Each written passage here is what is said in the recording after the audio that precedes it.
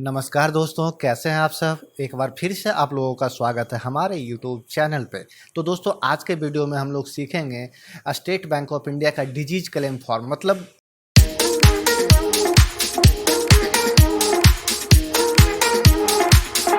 Disease claim वो होता है दोस्तों, अगर आपके कोई अपने या रिलेटिव्स अगर डेथ कर गए हों और उसमें अगर नॉमिनी नहीं है तो आपको जो उस मरने वाले व्यक्ति के अकाउंट में जो पैसे हैं आप उसको कैसे सही सही मतलब उस फॉर्म को कैसे सही से भर करके आप उन सारी झंझटों से छुटकारा पा करके वो पैसे आप अपने अकाउंट में मंगवा सकते हो या सेटल करवा सकते हो। तो दोस्तों, रिसेंटली जब हमारे साथ ऐसा हुआ था तो मुझे तो बहुत परेशानियों का सामना करना पड़ा था। वो मैं बता नहीं सकता, मुझे लगभग लिटरली 1 महीने तक चक्कर लगाने पड़े थे स्टेट बैंक ऑफ इंडिया के। कभी ये गलत हो गया, कभी ये गलत हो गया, इसे सही से भरिए, इसे सही से भरिए। तो मेरा वीडियो बनाने का उद्देश्य है कि आपको अगर आपके साथ ऐसा हुआ है या अगर आप क्लेम लेने वाले हो और आप भी इस तरह से परेशान हो रहे हो तो इस वीडियो को देखने के बाद आप बिल्कुल भी परेशान नहीं होंगे, ये मेरी गारंटी है दोस्तों। तो चलिए, ये याद रखिएगा कि यह जो फॉर्म है यह डिजीज क्लेम का फॉर्म है और यह उनके लिए है जिसमें नॉमिनी नहीं होता है। मतलब जो जो भी मरने वाले व्यक्ति हैं उन्होंने किसी को भी नॉमिनी अपॉइंट नहीं कर रखा है। तो चलिए बढ़ते हैं आगे इस वीडियो में बिना एक भी पल गवाए हुए। देखिए दोस्तों, वीडियो ये लंबी हो सकती है क्योंकि इसके देखिए टोटल 15 पेजेस का ये फॉर्म होता है। तो वीडियो लंबी हो सकती है, बड़े ध्यान से देखिएगा। अगर आप पार्ट मिस करेंगे, अगर गलती से आपने फॉर्म को गलत भर दिया तो फिर आपको भी मेरी तरह परेशानियों का सामना करना पड़ेगा। तो चलिए अब बिना एक भी पल गवाए हुए बढ़ते हैं आगे इस वीडियो में। तो दोस्तों, यह है सबसे पहला page, settlement of deceased asset without legal representation nomination detail of claimants and document submitted. चलिए, सबसे पहले नेम ऑफ डिजीज, मरने वाले व्यक्ति का नाम आपको यहाँ पे सही सही भर देना है। उसके बाद date and place of death, जहाँ पे भी उनकी मृत्यु हुई है, मतलब जो भी आप सर्टिफिकेट प्रोड्यूस करेंगे और उस सर्टिफिकेट में जो भी मेंशन होगा आपको वही चीज़ भरना है। यह मैंने डेमो पर्पज़ के लिए, सिर्फ मैंने एजुकेशन पर्पज़ के लिए मैंने आपको ये लिखा है। आपके केस में ये अलग हो सकता है दोस्तों। एंड मरने वाले व्यक्ति का अकाउंट नंबर, जितने भी अकाउंट नंबर हैं वो आप यहाँ पे लिख करके, मतलब जैसे अगर ये सेविंग अकाउंट नंबर हुआ तो ये लिख करके फिर आप कॉमा दे करके बाकी का अकाउंट नंबर भी आप लिख सकते हैं। चलिए, नेम ऑफ क्लेमनिस्ट, मतलब ये पैसा किसको चाहिए। तो ये पैसा इस केस में मैं अपना नाम ले रहा हूँ, मैंने यहाँ पे अपना नाम डाला है कि ये पैसा मुझे चाहिए। और एड्रेस मेरा जो भी एज पर केवाईसी जो भी एड्रेस होगा मैं एड्रेस लिख देता हूँ, मेरा मोबाइल नंबर, और यहाँ पे एक मेरा फ़ोटोग्राफ चिपकेगा एंड यहाँ पे हमारा साइन होगा। और इसमें से ऑलमोस्ट आप समझिए तो सारे डॉक्यूमेंट्स आपको सबमिट करने पड़ते हैं। वो सारे डॉक्यूमेंट्स के बारे में आगे बताया गया है। देखिए, दिल्ली के केस में जो स्टैंप जो लगता है वो 100 रुपीज़ का होता है, हर जगह का अलग अलग होता है। गुजरात के केस में भी 100 रुपीज़ का होता है, वहीं बिहार के केस में 1000 रुपीज़ का होता है। तो यह एक बार आप पता कर लें, यह दिल्ली का रेट है। आपके इधर का जो स्टैंप पेपर की मतलब क्या, मतलब वहाँ की सरकार ने किस डॉक्यूमेंट के लिए कितने रुपए का स्टाम्प सोच रखा है, इशू कर रखा है, आप वो एक बार पता कर लेंगे और उतने ही रुपए का आप स्टाम्प परचेज करेंगे। अगर आप गलती से कम रुपए का तो आपके फिर पैसा भी बर्बाद होने का चांस रहता है दोस्तों। तो चलिए, यह था पहला। अब पढ़ते हैं सेकंड पेज की ओर। तो सेकंड पेज देखिए, यहाँ पे settlement of deceased asset without production of legal representation under discretionary power. मतलब ये है कि ये फॉर्म कह रहा है कि यह ब्रांच के अंदर का आता है। देखिए, कभी कभी क्या होता है कि अमाउंट ज़्यादा होता है या फैमिली में डिस्प्यूट होता है तो वह फिर आपको कोर्ट में पेश करना पड़ता है। तो इस केस में ऐसा है नहीं, तो इसलिए आपको फॉर्म 1 को देखते हैं कैसे सही सही भरते हैं। एड्रेस ऑफ द कोरस्पोंडेंस, मतलब यहाँ पे हमारा ना जिनको भी ये पैसा चाहिए उनका डिटेल्स यहाँ पे आएगा। डेट हमेशा मैं एज यूजुअल में बताता हूँ, जिस डेट में आप इस डॉक्यूमेंट को बैंक में प्रोड्यूस कर रहे हैं वही डेट आपको यहाँ पे भरना है। चलिए, क्लेम फॉर द पेमेंट, आप एक चीज़ नोटिस करेंगे कि जिस तरह से मैंने भरा है बस आपका नाम चेंज होगा, सिक्योरिटी चेंज होगा और जो भी बस वही चेंज होगा। बाकी मतलब आप इस तरह से उतार सकते हैं, आपका फॉर्म बिल्कुल एक्सेप्ट होगा विदाउट एनी प्रॉब्लम। तो चलिए, यहाँ पे आपको दर्शा देना जिनकी मौत हुई है, जिस डेट में मौत हुई है।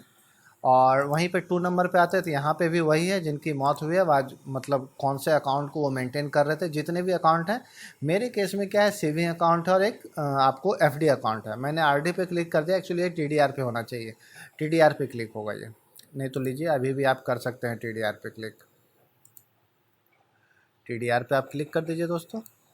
एंड उसके नीचे आ जाएंगे जितने भी उनके नाम से अकाउंट है, मतलब जितने भी आपको मिले हैं। वैसे तो जब आप बैंक जाएंगे तो आपके जो जो भी मरने वाले व्यक्ति होंगे उनका जब आपको आईडी डाला जाएगा तो उनसे सारे अकाउंट आ जाएंगे। तो यहाँ पे जो भी आप जितने भी नॉन अकाउंट है आप वो भर दीजिए, बाकी आपको बैंक ऑफिशियल के द्वारा बता दिया जाएगा ये सब अकाउंट है। तो मेरे केस में ये 2 अकाउंट था, मैंने इसको भर लिया। दोनों में जो भी अमाउंट था वो मैंने यहाँ पे भर लिया और उसका राउंड अप करके मैंने यहाँ पे लिख दिया है दोस्तों। उसके बाद फिर से ऑप्शन ए में will of the late Shri जो भी है उनका यहाँ डेट दे करके and probated granted by court, मतलब देखिए मामला कोर्ट में जा नहीं रहा है इसलिए कोर्ट वाला ऑप्शन यहाँ पे आपको ब्लैंक रहेगा, नहीं तो आपको उसकी कॉपी देनी पड़ती। कोर्ट केस तभी होता है जब फैमिली में डिस्प्यूट हो जाता है, जैसे आपके भाई बहन के बीच में होगा नहीं मुझे भी पैसा चाहिए, मुझे मतलब एक मुश्त राय नहीं बन रही है, तब जा करके वो कोर्ट केस में जाता है। और ये 15 लाख रुपए तक तो ये ब्रांच सेटलमेंट हो जाता है, उससे ऊपर का फिर स्टेट बैंक का रीजनल ऑफिस में जाता है। तो मतलब जो लैंडिंग पावर होती है ना वो यहाँ पे देखा जाता है। उसके बाद आप बढ़ते हैं यहाँ पे ऑप्शन 4 की ओर में, date and place of death यहाँ पे भर दीजिए। जो डेथ सर्टिफिकेट जो भी इशू किए रहेंगे उस पर देखिए एक नंबर होगा, वो नंबर आपको यहाँ पे दे देना है, किस डेट में वो इशू किया गया है वह आपको यहाँ पे भर देना है। एंड इशूइंग अथॉरिटी, जैसे दिल्ली में वार्ड प्रेसिडेंट होता है, गांव घर में मुखिया होता है, या फिर अगर हॉस्पिटल में अगर मौत हुई है तो हॉस्पिटल के डॉक्टर का वो साइन होगा, या पोस्टमार्टम हुआ है तो पोस्टमार्टम का साइन हो, मतलब उस तरह से आपको यहाँ पे वर्णित कर देना है। And permanent address of the disease person, मतलब जिनकी मृत्यु हुई है उनका आधार पर एड्रेस क्या है वो आपको लिख देना है। मरने वाले का जो रिलीजन क्या था वह लिखना है। वहीं वहीं पे ऑप्शन ई में क्या ये सक्सेशन के लिए, मतलब सक्सेशन हो जाता है, क्या मुझे कोर्ट से सक्सेशन पेपर चाहिए? नहीं, नहीं चाहिए। उम्मीद करता हूँ आप लोगों के केस में भी नहीं चाहिए होता है, तो नो यहाँ पे भर देना है। एंड यहाँ पे name in full of the parents of the disease, मतलब जो मरे हैं उनके पेरेंट्स का क्या नाम था। मान लीजिए आपके दादाजी मरे तो आपके दादाजी के फादर का क्या नाम था वो देना है, और उनकी माता जी का, आपकी दादी का नाम देना है। मतलब इस तरह से आपके मतलब मरने वाले व्यक्ति के फादर और मदर का नाम यहाँ पे देना है। क्या वो जीवित है? अगर जीवित है तो यहाँ पे भराएगा, मेरे केस में नहीं है इसलिए मैंने नहीं भरा है। और अगर जीवित रहते तो आपको यहाँ पे वो कितने कितने एज के हैं वो आपको भरना पड़ता। ऑप्शन नंबर एच आपका नॉट एप्लीकेबल होगा, क्योंकि जब वो जीवित ही नहीं है तो यहाँ पे विडो और विडोर की बात ही नहीं आती है दोस्तों। एंड लिविंग चिल्ड्रन, जिनकी मृत्यु हुई है उनके बच्चे कितने हैं, तो मेरे केस में सिर्फ मेरे फादर हैं तो इसलिए यहाँ पे मैंने फादर का नाम और उनका एज लिखा है। एंड ऑप्शन जे में बड़ा ध्यान से देखिएगा दोस्तों, ऑप्शन जे आपको कहता है name and age of the living grand children of the deceased children और ओनली प्रोड्यूस, मतलब हमारे फादर के जो सॉरी मतलब जिनकी मृत्यु हुई है क्या उनका कोई पोता पोती है, तो उनका पोता पोती मतलब ग्रैंड सन ग्रैंड डॉटर ये है, तो आपको यहाँ पे लिखना है। तो मेरे इस केस में मेरा नाम था तो यहाँ पे मैंने अपना नाम यहाँ पे दिया है दोस्तों। And name and age of living brother, क्या जिनकी मृत्यु हुई है उनके कोई भाई हैं, अगर वो होते तो यहाँ पे आपको देना पड़ता। मेरे केस में नहीं था इसलिए मैंने नहीं दिया, ऐसे यहाँ पे देना पड़ता। लेकिन आपको ये बता दें अगर आपके केस में वो है भी तो इस क्लेम फॉर्म पे उनका कोई रोल नहीं होगा। चलिए वहीं पे आगे बढ़ते हैं। उसके बाद ये सब जो देखिए ब्लैंक है, मतलब ये एप्लीकेबल ही नहीं है। अगर माइनर होता, मान लीजिए जो क्लैमनिस्ट होता, मतलब जिनको पैसे जाते हैं, अगर वो अभी माइनर होते तो उसमें फिर आपको गार्जियन को चूज करना पड़ता, उस पैसे का देख रेख कौन करेगा 18 साल तक। ये सब देखिए गवर्नमेंट का रूल है इसलिए आपको उसको फॉलो करना पड़ता। लेकिन इस केस में है नहीं तो आपका चलेगा। चलिए वहीं पे ऑप्शन नंबर एन की ओर जाते हैं। यहाँ देखिएगा आपको 2 सियोरिटी चाहिए होंगे। 2 सियोरिटी वो होते हैं कि जो आपको जानते हैं, आपके फैमिली को जानते हैं, वह मैंडेटरी है, उनका केवाईसी भी लगेगा, उनका फ़ोटो भी लगेगा, यह मैंडेटरी है दोस्तों। तो इस केस में जो मेरे सियोरिटी है वो मनोज सिन्हा जी हैं और वो मुझे 12 साल से जानते हैं। ये जो भी वो भर देंगे बैंक वो मान लेंगे कि हाँ मैं इतने समय से जानता हूँ। चलिए name and age of the claim जो भी वही यहाँ पे आ जाएगा, हमारा खुद का नाम है। क्लैमनिस्ट मतलब जिनको पैसे चाहिए, डिजीज मतलब जिनकी मृत्यु हुई है, सियोरिटी मतलब जिनके जो आपके जो विटनेस बन रहे हैं, गारंटर नहीं विटनेस की बात मैं कर रहा हूँ। चलिए उसके बाद जो 2 सियोरिटी है उनका यहाँ पे डिटेल्स आएगा विद एड्रेस, जो भी है वह यहाँ पे आपको भरना पड़ेगा। उसके बाद आते हैं, उसके बाद जो पैसे जिनको चाहिए उनका यहाँ पे साइन होगा। यहाँ पे क्या कहते हैं दोस्तों, यहाँ पे प्लेस एंड यहाँ पे डेट आपको डाल देना है। उसके बाद थोड़ा सा नीचे की ओर बढ़ते हैं तो उसके बाद आपको आ जाता है disposal of deceased asset without production, मतलब वही कह रहा है कि बिना कोर्ट में प्रोड्यूस किए हुए, मतलब ये देखिए आपको ऑफिस यूज के लिए, इसलिए आपको इसको भरना नहीं है, ये बैंक ऑफिशियल के द्वारा भरा जाएगा। जब आप फॉर्म सबमिट करके दे दोगे वो इसे पूरा रिव्यू करेंगे, सही सही देखेंगे, उसके बाद ये एक इसमें जो असिस्टेंट मैनेजर होता है वो इसे फिल करेगा, फिर उसके जो डिसबर्समेंट मतलब जो उनके ब्रांच हेड होंगे वो यहाँ पे साइन करेंगे, उसके बाद जाकर के आपका पैसा रिलीज होगा। वहीं पे चलिए बढ़ते हैं फॉर्म 2 की ओर में, जो COS 540। आप जब आपके साथ अगर ऐसा होता है तो आप इस फॉर्म को एक क्या कहते हैं असेंडिंग वाइज, जिस तरह से ये डॉक्यूमेंट्स हो उस तरह से आप इसको अरेंज कर लेंगे। चलिए आगे बढ़ते हैं दोस्तों। वहीं पे देखिए यहाँ पे तो पहाड़गंज का ब्रांच है इसलिए वो यहाँ पे जा रहा है। In consideration of your paying और एजेंसी टू पे अस, मतलब ये पैसा किसको जाएगा तो आपको यहाँ पे दे देना। अगर एक से ज़्यादा, अगर आप लोगों में अगर मान लीजिए एक से ज़्यादा भाई बहन होते हैं जिनको लगता है कि नहीं सही सभी में पैसे इक्वली डिवाइड होंगे, तो आपको यहाँ पे सारे का नाम देना होगा दोस्तों, सारे का नाम यहाँ पे आएगा ही आएगा। चलिए इस केस में एक है तो इसलिए मैंने ये आप सिर्फ खुद का नाम आया है। और वहीं द सम ऑफ रुपीज़, आपको जितने रुपए आपको वहाँ पे मतलब इनके अकाउंट में है प्लस इंटरेस्ट, अगर इंटरेस्ट नहीं लगा है तो वह इंटरेस्ट यहाँ पे प्लस इंटरेस्ट लगा करके जितने भी होते हैं वो आपको इस तरह से भर देना है। और सियोरिटी का नाम यहाँ फिर से आएगा, क्योंकि देखिएगा एक मिनट, लेटर ऑफ इंडेमनिटी मतलब ये स्टाम्प पे आपको डिट्टो इसी तरह से छपेगा। आपको ये जो पेपर है पेज नंबर 7 फॉर्म 2, ये आपको इंडेमनिटी बॉन्ड हो जाता है, मतलब जो आप स्टाम्प लेंगे, अगर आपके स्टेट की वैल्यू की स्टाम्प क्या है वो मुझे नहीं पता है, लेकिन हमारे केस में 100 रुपीज़ का है तो इसलिए 100 रुपीज़ का स्टाम्प पे आएगा दोस्तों। वहीं पे आगे बात करते हैं, आपको ये बिल्कुल ये जितने भी चीज़ें आपको स्टाम्प पे आएगा, उसके बाद sign and delivered in the above name, मतलब ये आपको यहाँ पे नाम आएगा सियोरिटी का। देखिए हियर लीगल हेड या क्लाइमेट, तो लीगल हेड तो थे नहीं इसलिए सिर्फ मेरा था, इसलिए यहाँ पे सिर्फ मेरा साइन है, ये आपको बिल्कुल भरना पड़ेगा। एंड उसके नीचे में आपका जो भी 2 विटनेस होंगे उनका साइन होगा। ये याद रखिएगा, श्योरिटीज मतलब होता है जो विटनेस बन रहे हैं, हाँ कि आपको जानते हैं इतने समय से जानते हैं, वह उनका डिटेल्स यहाँ पे भराएगा। उसके बाद बढ़ते हैं आगे। आगे अब आ जाता है लेटर ऑफ डिस्क्लेमर। डिस्क्लेमर अभी देख लेते हैं, आपको भी समझ में आ जाएगा ये क्या है। फॉर्म 3, तो यहाँ पे अकाउंट नंबर जो है वो आप भर देंगे, जिनकी मृत्यु हुई है, जितने बैलेंस है, with reference to the above account, जो लेट यहाँ पे हुआ, यहाँ पे भी मरने वाले व्यक्ति का नाम, और ये टोटल जो पैसा जो जाएगा वो कहाँ जाएगा और उनका रिलेशन क्या है। तो मेरे केस में ग्रैंडसन है इसलिए यहाँ पे ये आया दोस्तों। उसके बाद जो नेम ऑफ द डिस्क्लेमर, मतलब जैसे ये फादर हुए, राम कुमार फादर हुए, तो क्या हुआ कि ये दर्शाना पड़ेगा कि नहीं राम कुमार, जैसे राम कुमार हो गए मरने वाले का सन हो गए, तो ये दर्शाना पड़ेगा कि नहीं मुझे कोई प्रॉब्लम नहीं है, ये पैसा मेरे बेटे को जाए चाहे जिसको भी जाए, मुझे कोई प्रॉब्लम नहीं है, इसलिए यहाँ पे इनका साइन होगा और इनका भी KYC आएगा। ये बात आप ध्यान रखेंगे, जिस डेट में जा रहा है, मतलब जिस डेट में ये प्रोड्यूस किया जा रहा है उस डेट में। और ये भी आपको क्या कहते हैं, अगर ये देखिए ये तभी आता है अगर ये मामला कोर्ट में चला गया होता है तब, ठीक है, या फिर नोटरी पब्लिक के पास, ये एक मतलब एक तरह से ये आपको एफिडेविट देना पड़ता है कि नहीं मुझे कोई प्रॉब्लम नहीं है, और यहाँ पे नोटरी पब्लिक या मजिस्ट्रेट को यहाँ पे साइन होगा, ठीक है। और fill in here the type of account SBRD, जो भी अकाउंट है वो आप यहाँ पे सारा यहाँ पे दर्शा करके ओवरऑल जितने पैसे हैं आप यहाँ पे दर्शा दीजिए। चलिए उसके बाद फॉर्म 4 की ओर आते हैं। To be stamped as per the stamp act applicable in the state, यहाँ पे इस तरह से फिर से आपको यहाँ पे भर देने। देखिए सेविंग अकाउंट नंबर कितना है, उसमें कितने पैसे हैं, FD का अकाउंट नंबर कितना है, उसकी मैच्योरिटी डेट क्या है। ये देखिए अगर आपको FD का मैच्योरिटी डेट नहीं पता है, मैच्योरिटी अमाउंट नहीं पता, तो आपको ब्रांच के द्वारा बता दिया जाएगा इतना चीज़। In the name of late जो भी है वो भर करके with reference to the above current account, मतलब यहाँ पे आपको किसको पैसा जाएगा, किन की मृत्यु हुई है, किनकी मृत्यु हुई है, और यहाँ पे आपको अपना नाम जा करके फिर से आपको इस तरह से साइन कर देना है। तो इस तरह से हो गया दोस्तों, एक 100 रुपये का 3 स्टाम्प पे आपको ये चीज़ आपको दर्शाना पड़ेगा। इतने साइन हो गए।